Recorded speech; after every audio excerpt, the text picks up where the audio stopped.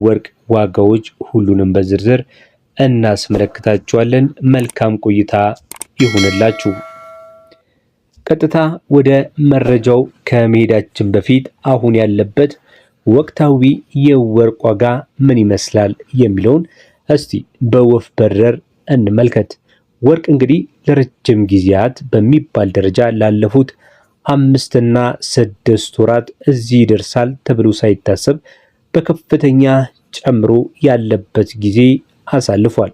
በባለፉት 4 እና 5 ወራት በተለይ ከ22000 እስከ 25000 ድረስ ከ21 ካራት እስከ 24 ካራት ማለት ነው የገባበት ጊዜ ነበረ። ይህ ደግሞ ወርቅን በታሪኩ በጣም በከፍተኛ ደረጃ እየተሸጠ ይገኛል ወይም ደግሞ ሲሸጥ የነበረበት ጊዜ ነበረ ለማለት ያስደፍራል።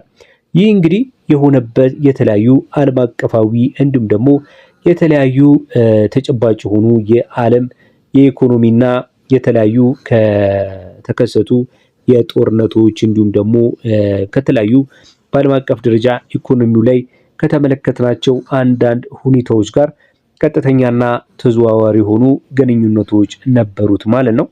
በሀገራችንም እንግዲህ በተለይ ደግሞ ከዶላር እጥረት ጋር ተያይዞ በተለይ ደግሞ የኢንፍሌሽን እንዳለ ሆኖ ወርቅን በከፍተኛ ደረጃ እንዲጨምሩ ሊያደርገው የሚችለው የዶላር እንደሆነ ይታወቃል። በተለይ ደግሞ በእኛ ሀገር ከ6 እና ከ7 ዓመታት ከነበረበት የወርቅ ዋጋ አንጻር አሁን ያለበት የወርቅ ዋጋ እጅግ በጣም ከፍተኛው ነው።